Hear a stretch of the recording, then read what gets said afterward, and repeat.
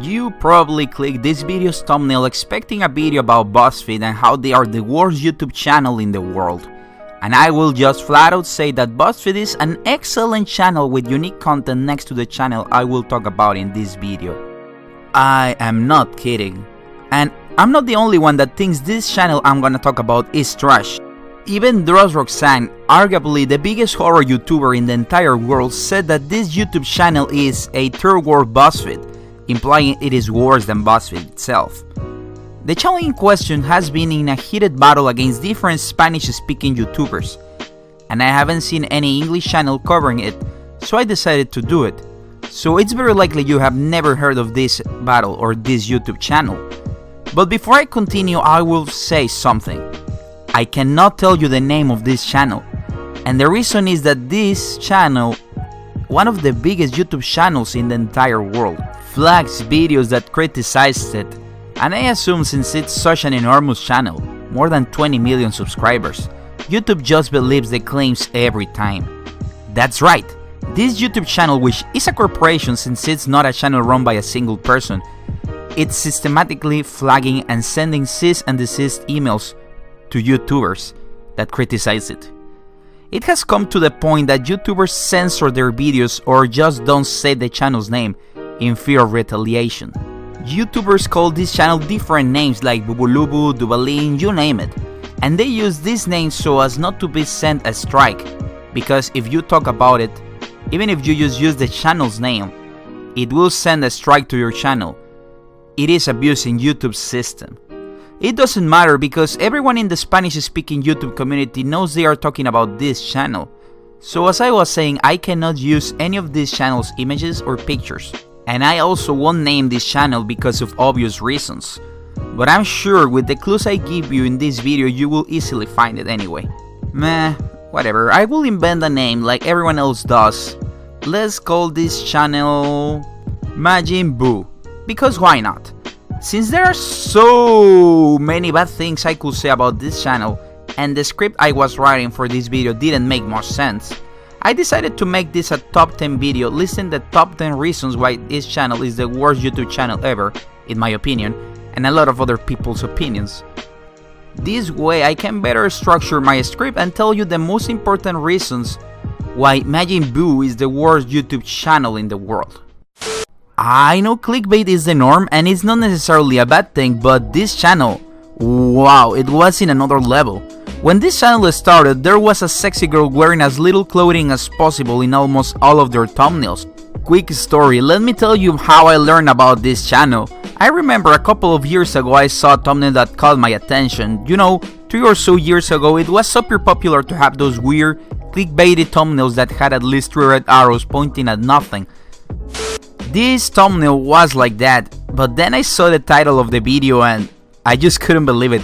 It was such a sensationalist title. I don't even remember the title or what the video was about, but wow. It was something like, she sent by mistake what she charged for a night to her father. You won't believe what happened. I kid you not, that's the literal translation of that video's title. I know because I just looked it up. And the video itself was a supposedly real WhatsApp conversation between a girl who had mistakenly sent her fees to her father. This was obviously fake, and yet this video has garnered over 7 million views. They are trying to become the new Televisa, which is the most watched television channel in Mexico, mainly because it's a free channel nationwide that caters to people that really don't have access to cable or internet, so mainly to the lowest income homes. And it's also obvious that their key audience is low-income women in the ages of 30 to 50. So obvious they don't even try to hide it. The kind of shows you will find in Televisa range from trash talk shows to telenovelas to reality shows to soccer matches on the weekends.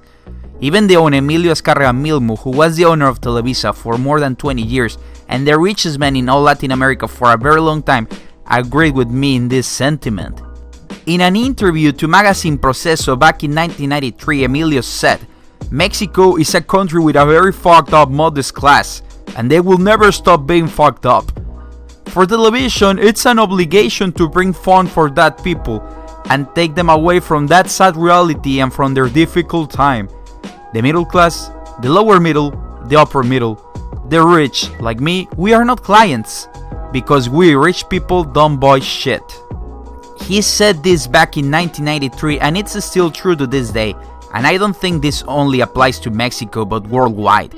Now, I really don't see it as something bad that they are trying to cater to this audience. When there is demand for something, there is money to be made, and Majin Buu is a business after all, they are trying to make money. But my problem is that they cater to this audience with lies, sensationalism and clickbait. I will cover these reasons in the following 2 points, number 7 and number 6. Simply put, their content is garbage. Check any country's public television channels and you will see that most of them cater to a similar audience, the poorest. And how do you cater to this kind of audience? Back in the television era, any shitty telenovela or trash talk show will do. Now in the internet era, it's more of the same, just with a different twist. Usually sensationalist titles or clickbaity thumbnails or a headline talking about the most popular star will do the trick. But the result is still the same. Garbage content that doesn't really have any true value. Think of it like court cases or the Jerry Springer or Maury shows. Basically trash talk shows. They apply the same formula. One of their most popular shows is about catching people cheating on their partners.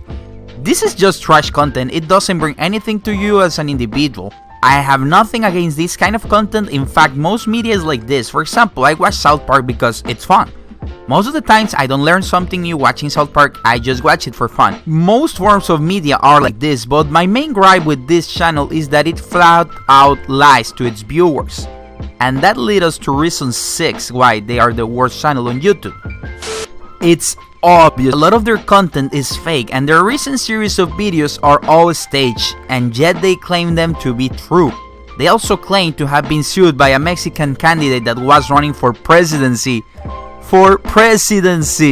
Imagine if BuzzFeed had claimed they had been sued by Donald Trump back in 2015 or something. Do you really think Donald Trump will sue BuzzFeed? Come on. That's not all, their information is usually false, they don't research. For example, if they make a top 10 video, a lot of their information in that video is false. And the reason is obvious. They make so many videos, sometimes uploading as many as 5 videos a day, that they don't fact check their information. Actually, what started the movement to fight against this channel's lies and tyranny was a lie they made in a video. This video was about a supposed time traveler that appeared out of nowhere. And then they claimed that YouTuber Dross Roxanne, the most popular horror YouTuber in Spanish-speaking countries and in the whole world, had said that the guy that appeared in the video was a time traveler. But that's not all. After that, they acted in a holier-than-thou attitude, saying that they were committed to telling the truth. Ha ha ha. Yeah right, committed to the truth. It's ironic since Dross didn't even say or even made a slight mention to a time traveler in his video. That's right, they flat out lied to their viewers saying that Dross had said that. And then they said that they were committed to the truth. I just checked some of the most recent comments written in one of their videos, and one of them said, "This looks fake to me, but at least it's funny and entertaining." And I ponder, is the content of the video being real even important? I mean, let's think this through for a little bit. Even in TV, we have lots of TV shows where the content is said to be true, real, unaltered TV. And yet, it seems very likely it's fake. Any reality show fills this description. Court case shows and even wrestling is scripted and staged. So as long as it's entertaining, should we as consumers care about whether the information presented in a show is real or fake? I personally think that if it's obvious the show or movie or YouTube video or whatever you are watching it's not real, then it's fine not to state it's not real.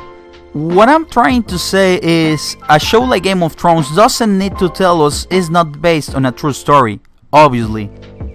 But I think there should be a law that made TV shows, videos, movies, etc. tell us if the content we are watching is staged or not, or if the information we are being shown is true. Because a lot of their videos are just fake news that aim to go viral even if they don't even have real information. They have been called out on this in different occasions. For example, a lot of people that live in Tijuana, the city where this channel is established, have made videos and posts telling people that a lot of Majin Buu's videos are fake. They have seen paid actors practicing their dialogues in the streets before they start the show. But still, people seem not to care. Maybe they just enjoy the videos, even being fully aware that their catching cheating people videos are fake. Who knows? But the worst offender was a video where they literally spread false information about South Korea. The title of the video was "Watch the punishment this Korean player will receive for losing," and it basically talked about how a player in the South Korean soccer team had been given permission to play in the World Cup, but if the team were to fail, he would have to be part of the military service. And then they just said lots of BS stuff about South Korea's military service. For example, that a lot of their recruits are exposed to toxic gases. And then a Korean YouTuber made a video that refuted those lies, and it went pretty viral. And that led us to number 4. Sadly, this same Korean YouTuber took down his own video. A lot of people thought Majin Buu had made a copyright claim or something, but then this creator made a video explaining that he was joining Majin Buu. His reason? Because he wanted to give true information about his country, South Korea. I mean, it's kinda sketchy that you are reason to join a shitty company that's renowned for making fake news videos is to make videos with real information. You already have a channel with 50,000 followers. You could just, I don't know, continue doing what you have been doing? Spread real information about South Korea in your own channel? So it's pretty obvious this YouTuber got offered some money to keep his mouth shut and to make some videos for this company. But they also have been bullying some small creators. And that's why a lot of people thought Majin Buu had flagged this guy's video. After all, they have flagged lots of videos that have used their content to criticize them. But no, in this case, this guy just probably got offered some money and he had no morals, so he decided to join them. But yeah, apparently Majin Buu doesn't like to be criticized at all. And we're gonna talk about that in number 3. This channel, Majin Buu, goes against what the internet's all about, freedom of speech. This reminds me of the recent Mundane Matt situation where it was proven that he had reported a lot of videos that just criticized him. Now, Mundane Matt has faced the repercussions of his actions. But what about Majin Buu? It must have faced some sort of repercussion, right? No, none at all. There have lots of YouTubers that have came to light showing how Majin Buu was bullying them and trying to censor them. A YouTuber recently shared a screenshot of a message he received from Majin Buu after appealing to a copyright strike from them. The message said, "You may use whatever you want from our material as long as you don't criticize it." They are basically trying to censor everyone in YouTube that talks bad about them, or in this case, tells the truth about them. This YouTuber recently made a follow-up video where he mentioned just mentioning this YouTube's channel name, or using a single second of a video made by them, or even using a single picture of footage from one of their videos, can and will get your video flagged if you are criticizing them. What happened to him is he used a single picture of one of Majin Buu's videos, which he had censored and everything. But even with the picture being censored and everything, when he got home from vacations, that video had disappeared from his channel, and he also had gotten 1 strike. And for those of you that don't know, if you get 3 strikes in your YouTube channel, it's over, your account is terminated. And one of the worst things that this channel does is that they just copy and paste videos. Basically, they look for viral videos and just make their own versions of them. They even put the same thumbnails sometimes. For example, they copied a video from YouTuber Proyecto Paranormal, or Paranormal Project in English, a YouTube channel dedicated to paranormal activity and horror videos. And that's not all. If they see a video is becoming viral or trending and it's from a small YouTuber, they just make their own version of it. Obviously, since they are the bigger channel, the YouTube algorithm just picks their video and promotes it more than the one from the smaller YouTube channel. So they are also damaging small channels. Oh, but that's not all, because various small channels have reported that Majin Buu then contacts them and offers them the opportunity to collab with them because they saw their potential. Wow, so after you steal their video, you have the guts to offer them the opportunity to collab with you. Wow. So in case you haven't noticed, the way this channel operates is that they intimidate small YouTube channels, which is basically 99% of everyone in the platform. Then they copy-paste trending videos or videos that have gone viral in the past. They invite you to be part of their channel, obviously as a lowly paid pawn, usually after they copy-pasted a video of yours. And if you don't, you are an enemy to them. If you criticize them, they will strike your channel. Even a mention of their name or using a second of their audio or video has led to this. But that's still not the worst thing they have done. Oh no, be prepared because what lights in number 1 will shock you. This channel made a video named Wish Granted, Guardian Angels Do Exist. In fact, it was a series of videos, but the video became so infamous that they deleted it from their channel. In this video, they filmed how they and a doctor who wished to remain unnamed were giving a boy a free surgery which he needed to stay alive. The video was recorded in the boys' school, and a special school assembly was made for this event.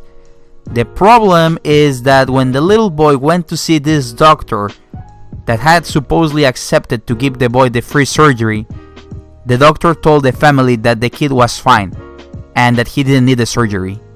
It was all BS. My own personal theory is that Majin Buu contacted a doctor, paid him a fee or something to say that he will give the free surgery, but then he did it. That's my personal theory. But who knows, right? Meanwhile, Majin Buu hadn't uploaded the Wish Granted Guardian Angels Do Exist video in their channel, mainly because they needed the parents' permit since the kid was a minor, so they needed the parents to sign a form allowing them to upload the video. The parents signed the form but told Majin Buu to edit the video, telling the whole story that the doctor never performed the surgery on the kid. They thought that maybe the video could become viral and it will help getting exposure and those donations from people around the world. But guess what? Do you think Majin Buu actually did this? Nope. They just uploaded their video as it was. And boy oh boy, the way they edited their video, wow. Even if they had actually given the kid the free surgery, it's so cringy because they basically made themselves look like saints. Even the title of the video, Wish Granted Guardian Angels Do Exist, they think they are guardian angels for real? Anyway, they changed nothing in the video. They didn't say the doctor hadn't actually performed the surgery nor asked for donations, nothing. Then, a YouTuber user named Mariesga Escarzaga uploaded a video telling the whole truth, the truth this channel had conveniently omitted. Luckily, the kid did get the surgery he needed, but it was ultimately because of the efforts of everyone in his community, not because of Majin Buu.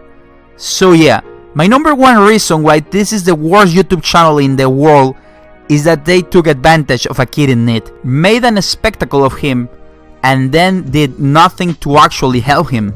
So don't complain about BuzzFeed. I don't think they have ever done anything remotely close to what this channel did. Girls and guys, I would love to hear your comments about this subreddit community. Also comment on what subreddit I should do next. As always, a like, comment and share is greatly appreciated. And please subscribe if you like the content. Bye!